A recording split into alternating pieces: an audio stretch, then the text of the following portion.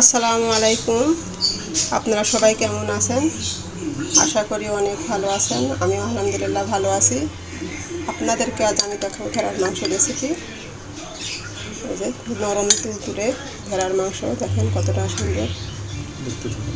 আপনারা আমার ভেড়ার মাংস রান্নাটা দেখতে থাকুন। ভেড়ার মাংস নিয়ে আসছে, আমি ভেড়ার মাংস রান্না করব। এখানে 3 কেজি মতো ভেড়ার মাংস আছে। কি কি দিয়ে রান্না করব? আজকে এমনি ভেড়ার মাংস রান্না করব। ভেড়ার মাংস রেসিপিটা আমি শেয়ার করব। আমি করে দেখাবো ভেড়ার মাংস। ভেড়ার মাংস আমি কিভাবে রান্না করি সেটাই আপনাদের সাথে শেয়ার করব। এখানে 1 কেজি ভেড়ার মাংস আছে। আমি মাংসগুলো ভালো করে ধুয়ে দিয়ে দিলাম। তেজপাতা, গোটা রসুন, কাঁচামরিচ চিরা, পেঁয়াজ কুচি,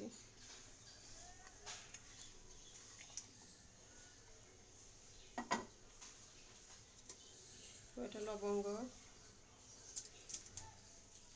সাদা এলাচ। সাদা এলাচগুলো একটু ফাটাইয়ে দিবেন যাতে ঘ্রাণটা ভালো আসে। 2টা কালো ফল,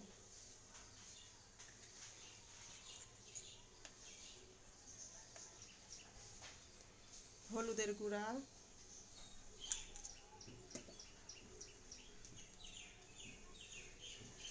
1 চা চামচ ধনার গুঁড়া, 1 চামচের একটু বেশি দিলাম ধনার গুঁড়া। আপনারা মাংসের পরিমাণ বুঝে মশলাপাতি দিবেন। আমার মাংসের পরিমাণ বুঝে আমি মশলা দিচ্ছি। 1 চামচ মরিচের গুঁড়া,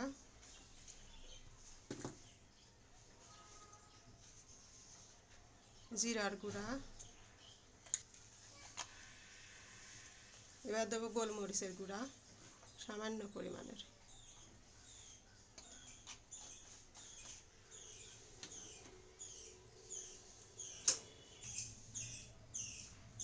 দিয়ে দেবো 2 চা চামচ টক দই,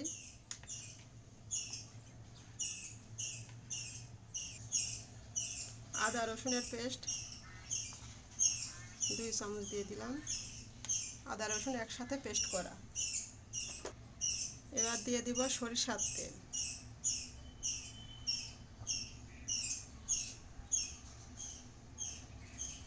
সরিষার তেলে রান্না করলে রান্নাটা বেশি মজা হয়। আপনারা সরিষার তেল দিয়ে রান্না করার চেষ্টা করবেন।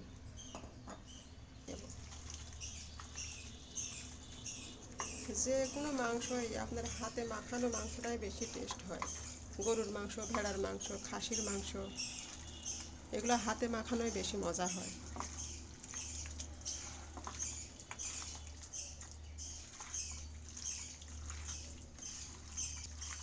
বাজার থেকে টাটকা মাংস নিয়ে আসছে, 3 কেজি ভেড়ার মাংস আনছে, সেটা আমি 1 কেজি মতো রান্না করছি।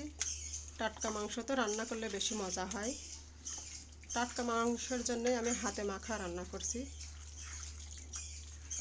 যে কোনো জিনিস টাটকায় বেশি মজা হয়, আর যতটা হাতে মাখানো যায় ততটাই বেশি টেস্ট আসে। আমার কাছে তো সেটাই মনে হয়। আমি এবার সুন্দর করে এরকম মাখায় নেব, নিয়ে তারপরে হাতটা ধুয়ে সামান্য একটু পানি দেব, দিয়ে ঢাকনা দিয়ে ঢেকে রান্না করব। আমার মাখানো শেষ। সামান্য একটু পানি দেব, বেশি না, সামান্য।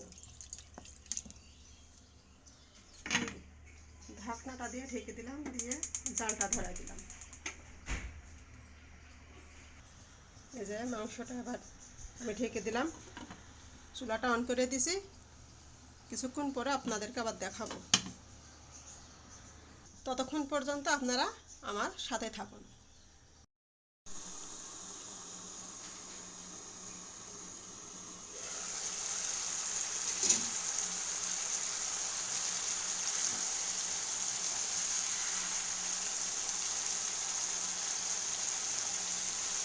আমি আরও কিছুক্ষণ কষাবো, এখনও কষানো হয়নি। মাংসটা যত বেশি কষাবেন তত বেশি মজা আসবে। কষানোর ভিতরে মাংস রান্না। এই যে দেখুন, এই পর্যন্ত আসছে। আমি অনেকক্ষণ ধরে মাংসটা কষাবো। সময় নিয়ে মাংস কষাতে হয়, না হলে রান্নাটা অত ভালো হয় না। আর অতক্ষণ ধরে তো আপনাদের দেখানো সম্ভব না, তাই একটু আমি সময় নিয়ে মাংসটা কষাই নিই, তারপরে আসছি। 7 থেকে 8 মিনিট আমি মাংস কষাবো। আসলে আমি লবণ দিতে ভুলে গিয়েছিলাম, এই যে এখন দিয়ে দিলাম লবণ।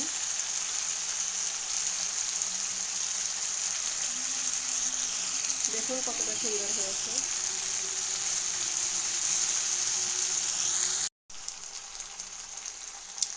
আমার মাংসটা সুন্দরভাবে কষানো হয়ে গেছে। এবার আমি দিয়ে দেবো একটু গরম পানি।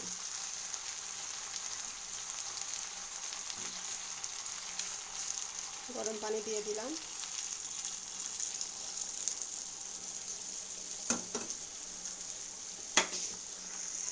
আপনারা সবসময় গরম পানি দেওয়ার চেষ্টা করবেন। যে কোনো তরকারিতে গরম পানি দিলে তরকারিটার স্বাদ বেশি হয়। মাংস বলেন আর মাছের তরকারি বলেন, যেটাই বলেন, গরম পানিতেই বেশি মজা হয়। এবার আমি ঢাকনা দিয়ে ঢেকে দেবো, দিয়ে পানিটা শুকায় আসলে নামায় ফেলবো। এই যে আমার রান্নাটা হয়ে গেছে।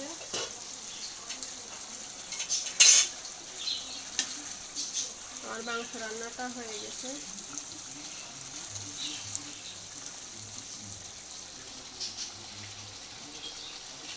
আমি এবার ভাজা জিরার গুঁড়াটা দেবো। জিরা ভাজার গুঁড়াটা দিয়ে কিছুক্ষণ রাখবো, রাখার পরে নামাই ফেলবো।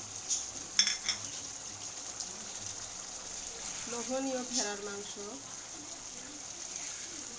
কালারটা কত সুন্দর হয়েছে। ভেড়ার মাংস সবসময় ঘন ঘন করে রান্না করতে হয়, তাহলে বেশি মজা হয়। এই তো খুব সুন্দর হয়েছে, দেখতে কিছুটা কালা ভুনার মতো হয়েছে, মনে হচ্ছে যেন কালা ভুনা। তো আমার রান্নাটা শেষ, আজকের মতো এই পর্যন্তই। সামনে আবার নতুন কোনো ভিডিও নিয়ে আপনাদের সামনে হাজির হব। সে পর্যন্ত আপনারা ভালো থাকবেন, আমার পাশে থাকবেন, আমার জন্য দোয়া করবেন।